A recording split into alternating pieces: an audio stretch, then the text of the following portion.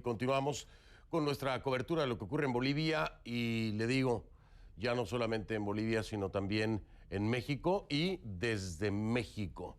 Hace una hora aproximadamente el expresidente Evo Morales insistía a través de su cuenta en Twitter en un diálogo nacional, dice, donde estamos representados todos, movimientos sociales, comités cívicos y partidos políticos. Dice, si puedo aportar con mi presencia a la solución pacífica que pare la violencia y cuide la vida, lo haré por mi querida Bolivia. En contraste, la presidenta Yanine Áñez Chávez, mientras el expresidente Morales dice eso, ella a través de Twitter también anuncia, en este momento posesionando a mi gabinete de gobierno. Gracias por acompañarme en esta difícil tarea. Juntos por la democracia, Bolivia. Ahí están las dos caras de la moneda, ¿no? Mientras uno insiste en el diálogo y pareciera quiere regresar, supuestamente para pacificar. Por el otro lado, la presidenta ya empieza a moverse hacia adelante. Ayer por la noche hablaba con ella y todavía no tenía ministros, ¿no? En su gabinete. Ya ahora empiezan los ministros. No solamente eso, ya también hubo un cambio importante en las Fuerzas Armadas. Vamos a hablar de todo esto esta noche, aquí en Conclusiones.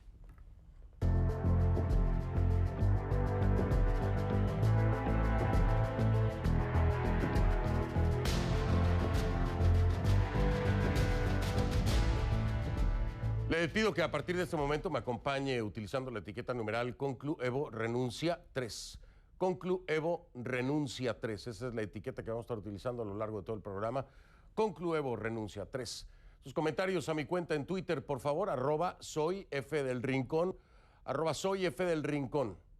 Esa es la cuenta en Twitter, Conclu Evo Renuncia 3, es la etiqueta. @soyfdelrincón es la única cuenta que tengo, la única cuenta. No haga caso a ninguna otra, @soyfdelrincón. A ver, este miércoles se consumó la ruptura entre Evo Morales y Luis Almagro. Desde la Ciudad de México, donde está asilado, el expresidente de Bolivia arremetió contra la Organización de los Estados Americanos y por extensión, pues también contra su secretario general, ¿no? Luis Almagro. Morales acusó a la OEA, y cito, de estar al servicio del imperio norteamericano. El exmandatario sostuvo que la organización facilitó la crisis en Bolivia y adoptó una postura política. Era algo que ya había mencionado antes, ¿no? La gran pregunta aquí en el medio de todo esto es, ¿y si el resultado de la auditoría hubiese sido a su favor? ¿Estaría diciendo lo mismo? Lejos quedan sin duda aquellos tiempos en los que Almagro consideraba a Evo un adalid y en los que Morales confiaba su futuro a la OEA, después de que el organismo regional comprobara el fraude electoral. Nada es igual. Almagro acusa a Morales de querer perpetuarse en el poder de forma ilegítima.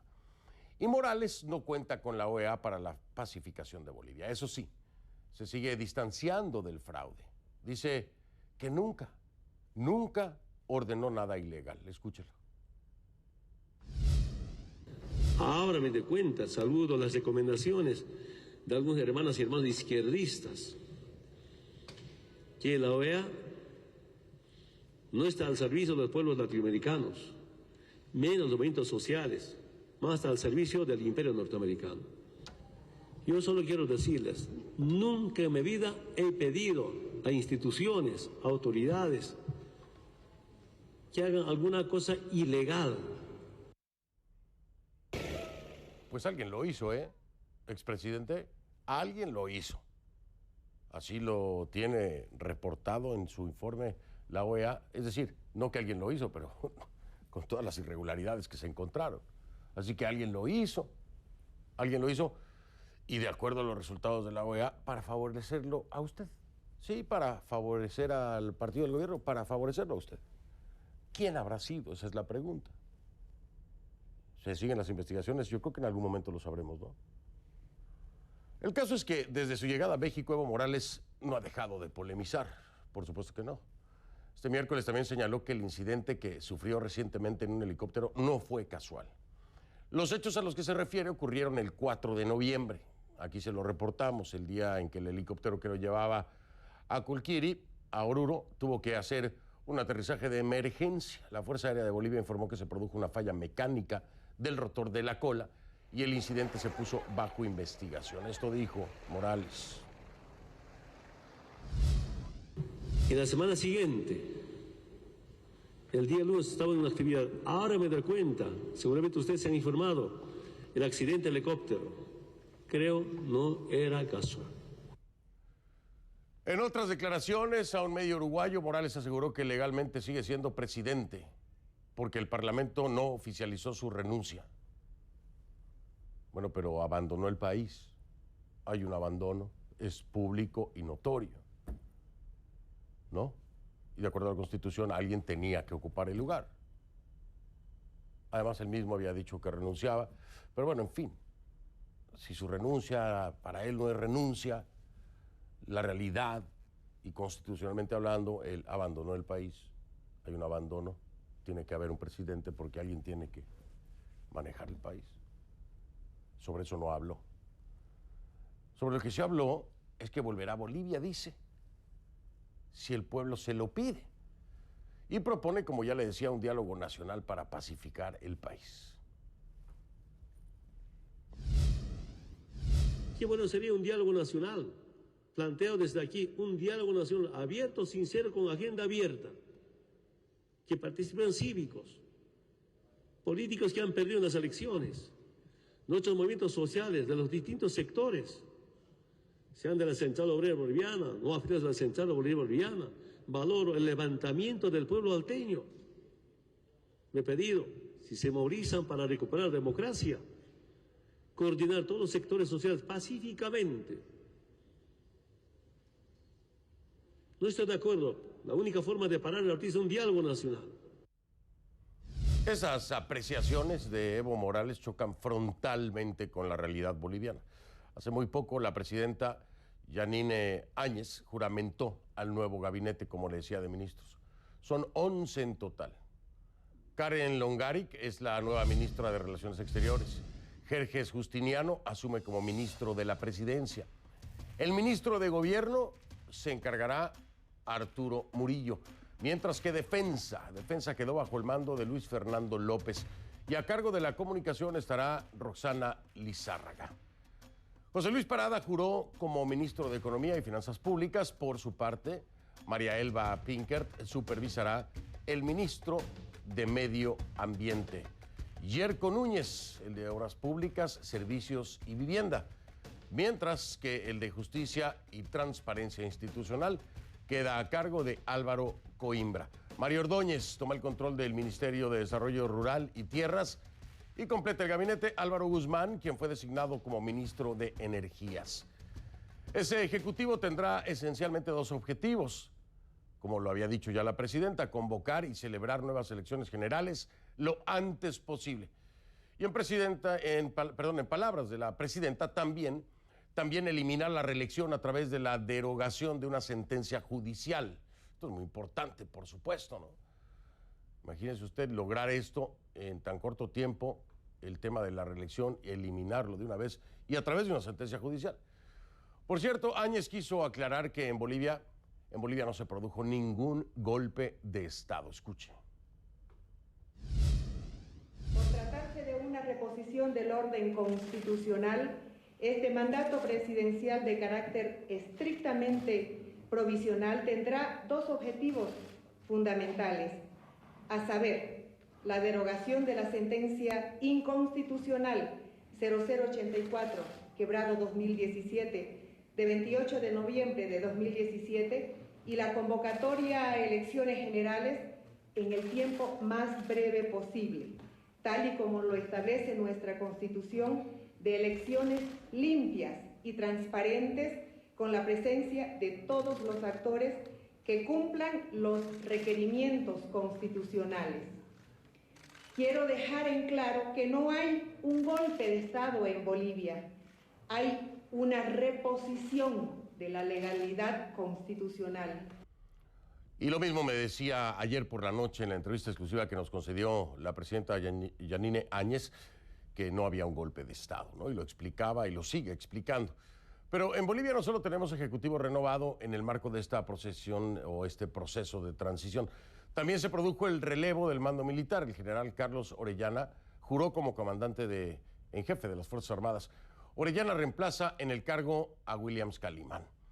Este oficial se despide del comando de las Fuerzas Armadas con un rol histórico, el de haber sugerido a Evo Morales que renunciara al poder tras la publicación del reporte electoral de la Organización de los Estados Americanos que confirmó el fraude electoral.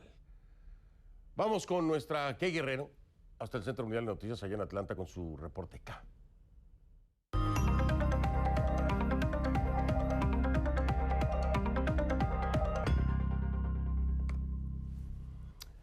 Key, ¿cómo estás? Buenas noches. Fíjate que me llama mucho la atención algo. Es un rol histórico, por supuesto, esta recomendación de que renunciara, ¿no?, por parte de Williams Calimán Romero, que es el ex comandante en jefe de las Fuerzas Armadas. Pero en el pasado, Calimán le decía al expresidente, hermano Evo. Fue muy criticado por eso. Hermano Evo le decía. Y bueno, ahora lo vemos en un rol protagónico con esta recomendación. Ahora, ¿cómo se percibe esa salida de Williams Calimán, mi estimada Key? Fernando, ha sido muy confuso porque, como tú dices, Calimán tenía de cierta forma una postura que no encuadra en la política boliviana por referirse de cierta forma al expresidente Evo Morales. Y tenía menos de un año en el cargo de comandante en jefe de esas Fuerzas Armadas, pero ese tiempo yo creo que es suficiente para que ahora pase a los libros de historia por haber sido el comandante que el pasado domingo, tras la publicación del reporte de la OEA que confirmaba ese fraude electoral en los comicios presidenciales del pasado 20 de octubre, le sugiere a Evo Morales que renuncie. Calimán, como tú decías, es una figura polémica, controvertida, sobre todo muy criticado en las filas de oposición en Bolivia, porque cuando asumió el cargo en diciembre del 2018, se declaró un soldado del proceso de cambio, que es el lema o la frase que utilizaba Evo Morales para referirse a su proyecto político. Pero también, como tú decías, se refirió a Evo Morales como su hermano, el hermano presidente.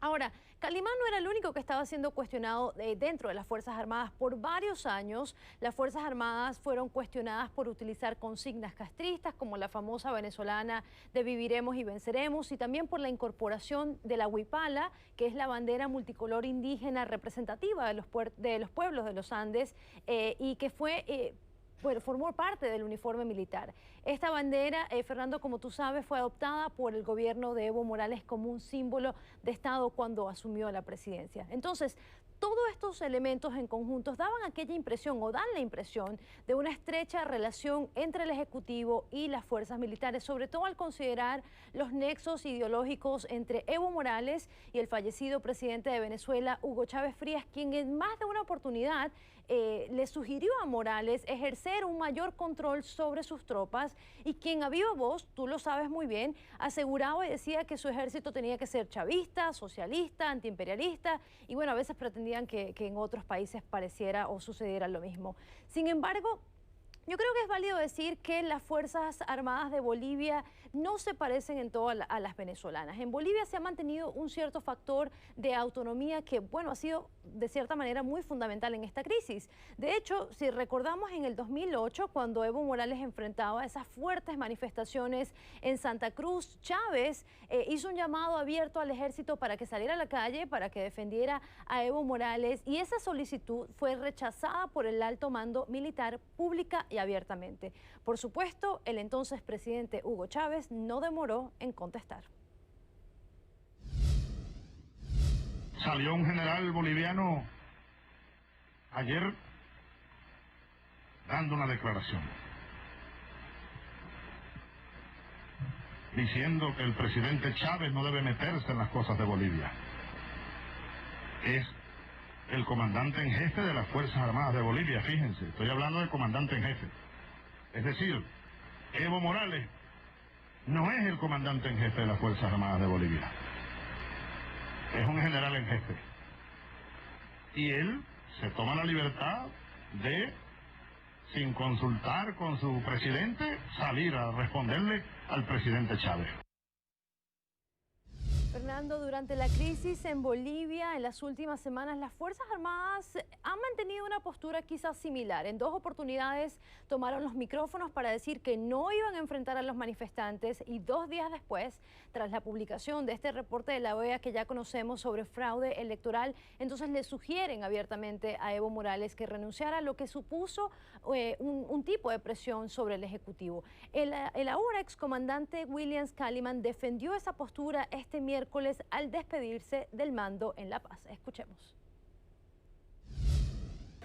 Las decisiones asumidas por el mando militar saliente se han enmarcado estrictamente en nuestra Constitución Política del Estado, leyes y reglamentos militares, y poniendo por sobre todo, en primer lugar, el respeto a la vida y la unidad de nuestra patria.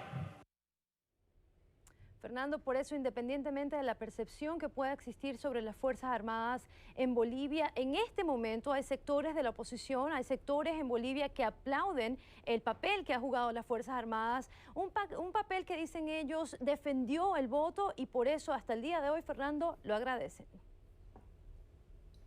Sí, ahí está precisamente lo que te digo, esta ironía, ¿no? O contraste en la cercanía que pudiera tener Calimán con precisamente Evo Morales, porque la actuación para muchos fue la correcta, ¿no? De inmediato distanciarse del ámbito político y fijar postura. Pero ahora, señalando, eso es lo que da pie. Señalando ¿Pero que a pesar de esta percepción, Calimán no se queda en el poder. Entonces, también hay que considerar qué pasó, ¿no? Sí, claro, eso definitivamente, ¿no?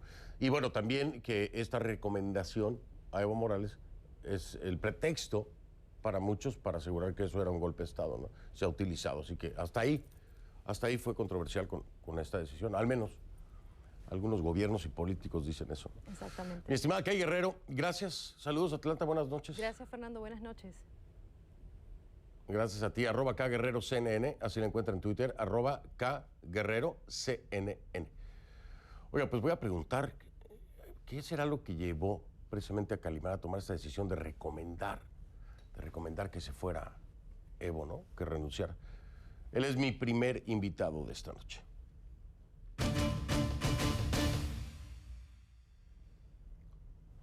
Le doy la bienvenida entonces al comandante William Calimán, excomandante en jefe de las Fuerzas Armadas de Bolivia. Buenas noches, gracias por estar aquí, comandante, bienvenido. Muy buenas noches, estamos a su disposición, Fernando. Qué amable. Bueno, primero preguntarle, ¿qué fue lo que lo llevó a tomar la decisión de hacer esta recomendación al ahora expresidente Evo Morales de renunciar? ¿Qué fue? ¿Cuál fue el parteaguas? Cuénteme ese momento que lo lleva a reflexionar y tomar esta decisión. Bueno, estamos trabajando y viendo de cerca lo que estaba pasando en el país. Hasta ese momento ya el conflicto estaba subiendo mucho en su intensidad y nos reunimos el Estado Mayor de las 3 fuerzas y principalmente el mando militar y hacemos el análisis de inteligencia que estaba sucediendo en ese momento en nuestro estado.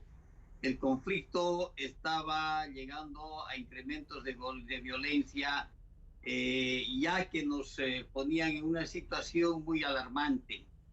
Es por eso que la inteligencia nos da un parte confirmado que ya había grupos que estaban utilizando armas de fuego. Entonces eso nos llama mucho a nosotros la atención. Verificamos que esta información sea correcta y es ahí que el mando militar, quiero indicar que el mando militar está compuesto por el comandante en jefe de las Fuerzas Armadas, el jefe de Estado Mayor de las Fuerzas Armadas, el inspector de las Fuerzas Armadas, el comandante general del Ejército, el comandante general de la Fuerza Aérea y el comandante de la Armada.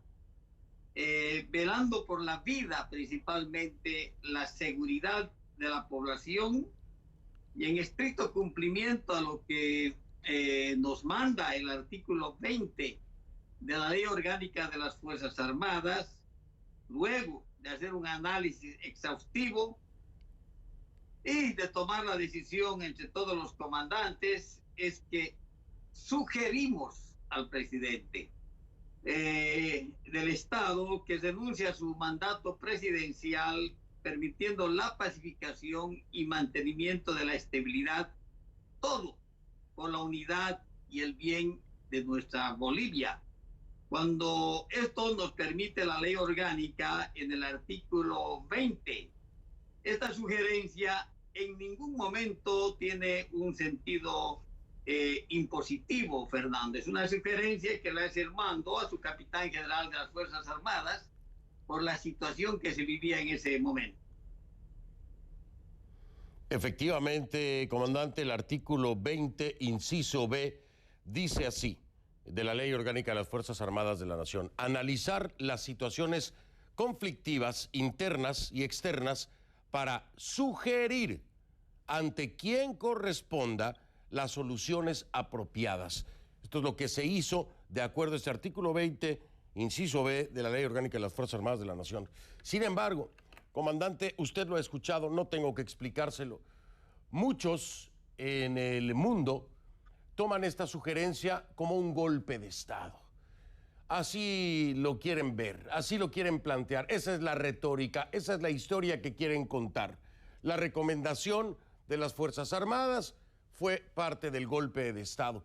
¿Qué le responde a estos mandatarios, a estos gobiernos, a estos políticos, a estos periodistas cuando quieren enfocarlo así?